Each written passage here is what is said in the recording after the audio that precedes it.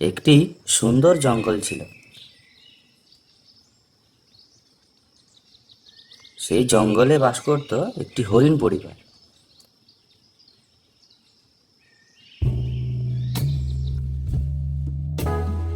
আর বাস করত একটি পাঁজি শিয়াল। ওই পাঁজি শিয়ালের একটি আম বাগানও ছিল। ওই আম বাগানে মোটামুটি যা আম হতো সেই আম সে বাজারে বিক্রি করত চড়া দামে। যেহেতু ওই বাজারে আর কারোর আম দোকান ছিল না, সেহেতু শিয়াল আমগুলোকে চড়া দামে বিক্রি করত এবং প্রচুর টাকাও আয় করত। একদিন হরিণের একটি ছানা ওই বাজারের কাছ দিয়ে যাচ্ছিল। তখন ওই হরিণের ছানাটি খেয়াল করলো যে বাজারের এক কোণে শিয়াল কি যেন বিক্রি করছে। তখন হরিণ ছানা দোকানের কাছে গেল আর গিয়ে বলল, দোকানদার দোকানদার ও দোকানদার, তুমি এসব কি বিক্রি করছো? এইগুলো হলো আম। কেন, তুই কি কখনো দেখিসনি? না, আজই প্রথম দেখলাম। আচ্ছা, এইগুলিকে কি খাওয়া যায়? তখন শিয়াল একটু বিরক্ত হয়ে বলল, হ্যাঁ খাওয়া যায়, খাওয়া যায় বলেই তো আমি বিক্রি করছি। কেন, তুই কি নিবি? তাহলে আমাকে একটা দাও না। দে, টাকা দে, তবেই দেব। আমার কাছে তো কোনো টাকা নেই, আমাকে একটা দাও না, আমি মায়ের কাছ থেকে টাকা এনে দেব। এই এখন যা তো, কানের কাছে ফ্যাচ ফ্যাচ করিস না, ভালো করি মাখো তেল। টাকা দিয়ে আম নিয়ে যা, যা যা, এখন যা, এখন আমার খদ্দের আসবে। সর সর, এখান থেকে সরে যা। শিয়ালের এই খারাপ ব্যবহারের জন্য হরিণছানা তখন মন খারাপ করে ওইখান থেকে চলে গেল। তারপর হরিণছানা বাড়িতে এসে বলল, মা আমাকে টাকা দাও। টাকা টাকা নিয়ে কি করবি? আমি আম কিনে খাবো। আমার কাছে তো আম কেনার মতো টাকা নেই বাবা। না না, আমি জানি না, আমাকে টাকা দাও। আরে বাবা, আমি কিছু টাকা জমিয়ে রেখেছি সংসার চালানোর জন্য। তোকে যদি দিয়ে দিই তাহলে আমি সংসার চালাবো কি করে? এই কথা শুনে হরিণছানা তখন কাঁদতে থাকে। দাও না, দাও, টাকা দাও আমাকে। তারপর হরিণছানার মাথায় একটা বুদ্ধি এলো। সে বলল, মামা, আমার মাথায় একটা আইডিয়া এসেছে। যদি আমরা ওই জমানো টাকা দিয়ে আমের বীজ নিয়ে এসে আমাদের ওই জমিতে লাগাই, তাহলে ওই আম গাছ থেকে অনেক অনেক আম হবে। আর ওই আম আমরা খেতেও পারবো, আর বাকি বাজারে বিক্রি করে তোমার টাকাও ফেরত পেয়ে যেতে পারবো। তখন হরিণ তার ছানার এই কথা শুনে বলল, হ্যাঁ, তুই ঠিক বলেছিস, চল তাই করি। তারপর হরিণ তার জমানো টাকার ভান্ডারটি ভাঙল।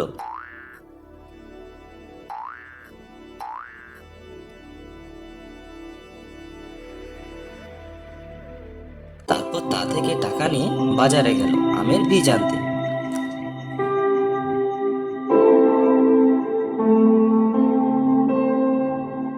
তারা বাজার থেকে বীজ সংগ্রহ করে ঘরে ফিরে আসে।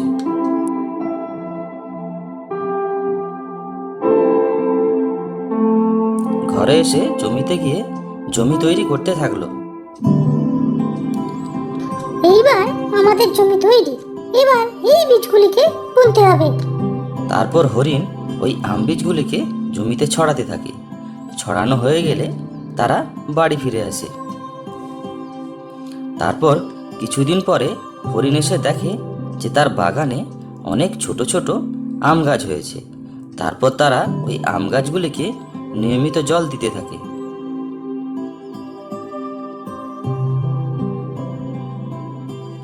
এবং নিয়মিত সারও দিতে থাকে। এইভাবে তারা গাছগুলিকে যত্ন নিতে থাকে।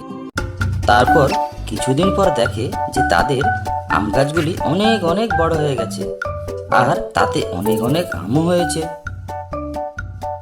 এই দেখে হরিণ ও হরিণের ছানা তো খুবই খুশি। তখন হরিণ ছানা বলল, মামা, আমাদের দিয়েছে। হ্যাঁ বাছা, এবারে এই আমগুলিকে পেড়ে আমরা বাজারে বিক্রি করে আমাদের খরচ হওয়া টাকাও ফেরত পাবো, আর তুই পেট ভরে আম খেতে পারবি। চল চল চল, এখন আমরা বাসায় চলি। কাল সকালে এসে সব আম পেড়ে বাজারে নিয়ে যাব। এই বলে হরিণ তার ছানাকে নিয়ে বাসায় ফিরে গেল। তার পরের দিন বিকেলবেলায়, না, আজ একটু ঘুরে আসি, অনেক দিন কারোর সঙ্গে দেখা হয়নি। এই বলে শিয়াল বেরোলো বন্ধু বান্ধবের খোঁজ খবর নিতে। প্রথমে শিয়াল এলো ছাগলের কাছে। ছাগল ভাইয়া, ও ছাগল ভাইয়া। কে ডাকে? ছাগল ভাইয়া, ভালো আছো? আরে শিয়াল ভাইয়া যে, অনেক দিন পর। এইভাবে শিয়াল ও ছাগল কথা বলতে থাকে। কথা বলা শেষ হলে তারপর শিয়াল যায় কুকুরের কাছে।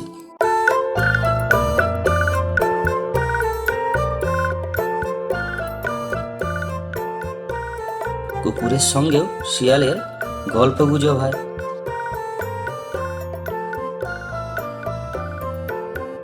তারপর শিয়াল, না, এবার হরিণের কাছে যাই। এই বলে শিয়াল হরিণের বাসার দিকে রওনা দিল। পথে যেতে যেতে এক জায়গায় সে হঠাৎ দাঁড়ালো। সে দেখলো একটি আম বাগানে অনেক অনেক বড় বড় আম হয়ে আছে। তখন তা দেখে শিয়াল বলল, এইটা আবার কার জমি? ও হ্যাঁ, এইটা তো হরিণের জমি। হরিণের জমিতে এত আম হয়েছে। হরিণ যদি এই আম বাজারে নিয়ে যায়, তাহলে আমি তো বেশি দামে আম বিক্রি করতে পারবো না, ফলে আমার তো প্রচুর লোকসান হবে। না না না না না, আমি কিছুতেই হরিণকে বড়লোক হতে দেব না। এইসব বলতে বলতে তখন শিয়ালের মাথায় একটা দুষ্টু বুদ্ধি আসে। সে তখন হরিণের গাছের সমস্ত আম পারবে বলে চিন্তা করে। তারপর সে হরিণের গাছের সমস্ত আম পেড়ে নেয়।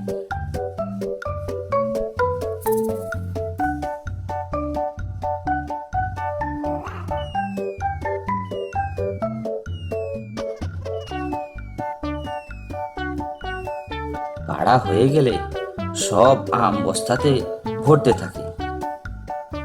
তারপর বস্তা ভরে সব আম বাজারে নিয়ে গিয়ে বিক্রি করে প্রচুর টাকা আয় করে।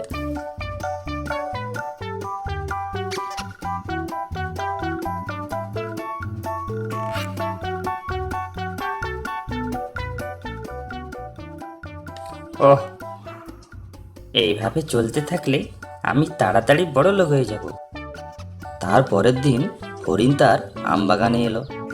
এসে দেখলো যে তার আম বাগানের সমস্ত আম কে পেড়ে নিয়ে চলে গেছে। হায় হায়, এটা কি করে হলো? কাল দেখে গেলাম আমার জমিতে আম ভর্তি, আর আজ দেখি গাছে একটাও আম নেই। কি সর্বনাশ হলো আমার! এই বলে হরিণ কাঁদতে থাকে আর বলে, এখন আমাদের কি হবে? আমার কাছে তো একটাও টাকা নেই। এখন আমাদের সংসার কি করে চালাবো? হরিণের এই কান্না দেখে হরিণ ছানা বলল, মা মা মা, কেঁদো না, মা কেঁদো না। তবুও হরিণের কান্না থামে না। তারপর তারা বাসায় ফিরে এলো। হরিণ ছানা বলল, মা মা, এই নাও আংটি। এই আংটি বিক্রি করে কিছু টাকা দিয়ে আমরা আবার আম চাষ করব, আর কিছু টাকা দিয়ে আমাদের সংসার চলে যাবে। তারপর হরিণ বলল, না রে বাছা, এই আংটি আমি নিতে পারবো না। এই আংটি তোর বাবা তোকে জন্মদিনে দিয়েছিল, আমি নিতে পারবো না। মা, যখন আম হবে আমরা বাজারে আম বিক্রি করে আবার আংটি কিনে নেব। হরিণ ছানার এই কথা শুনে হরিণ মা তখন রাজি হলো। সেই মতো তারা আবার বাজারে গেল। বাজারে গিয়ে বীজ নিয়ে এলো। তারপর তারা জমি তৈরি করলো।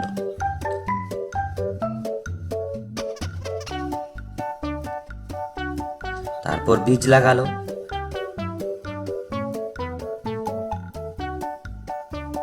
তারপর আবার জল দিয়ে ও নিয়মিত সার দিয়ে গাছের যত্ন নিতে থাকলো।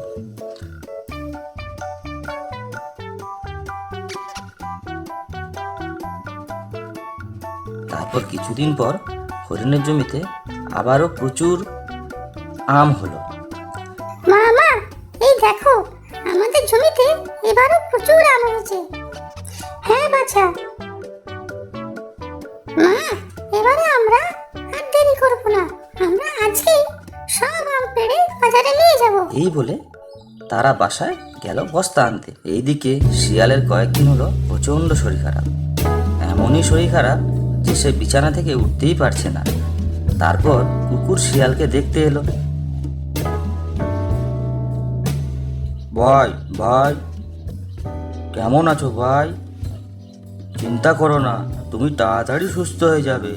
এই বলে কুকুর চলে গেল। তারপর ছাগল এলো শিয়ালকে দেখতে। তারপর ছাগল বাসায় ফেরার পথে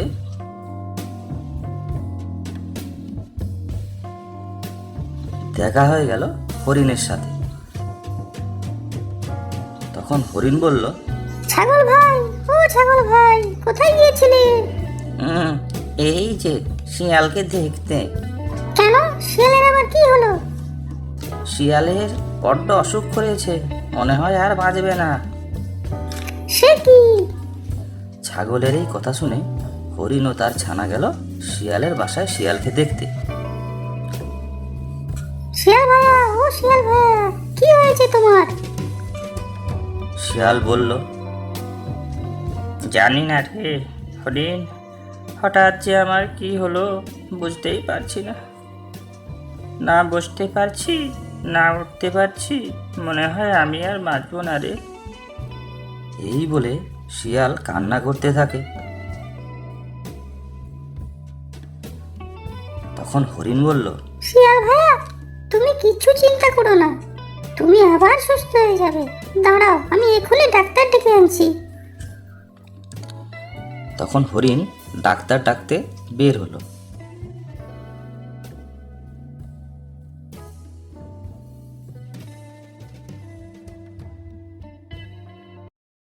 তারপর হরিণ ইঁদুর ডাক্তারকে ডেকে নিয়ে এলো।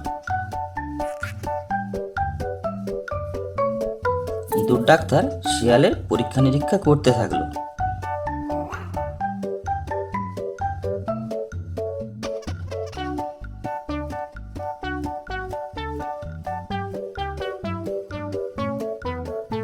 তারপর বলল, নাও নাও, এই নাও হরিণ বোন, আমি এই ওষুধগুলি লিখে দিয়েছি।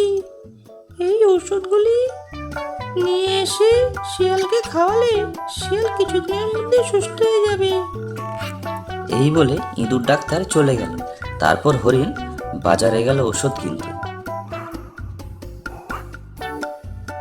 তারপর ওষুধ এনে শিয়ালকে যত্ন করে খাওয়াতে লাগলো।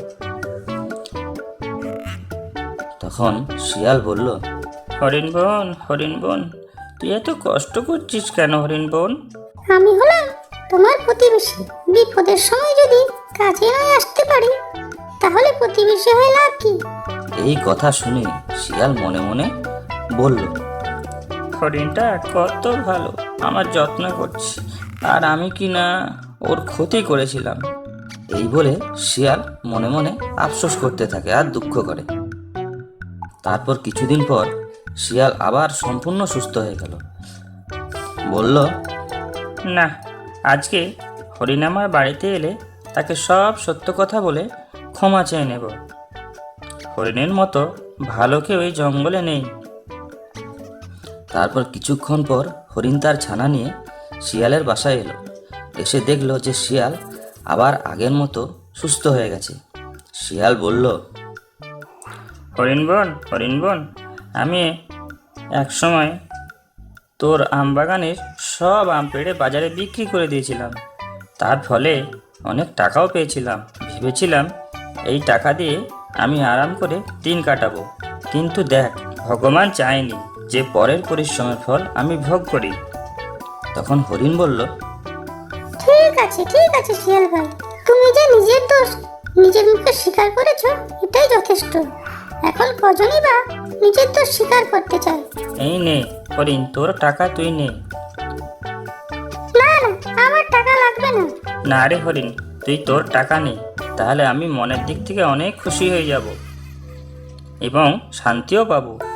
তারপর শিয়াল হরিণের প্রাপ্য টাকা দিয়ে দিল। সেই টাকা দিয়ে হরিণ আবার তার ছানাকে একটি ভালো আংটি গড়িয়ে দিল আর অনেক আমও তাকে কিনে দিল।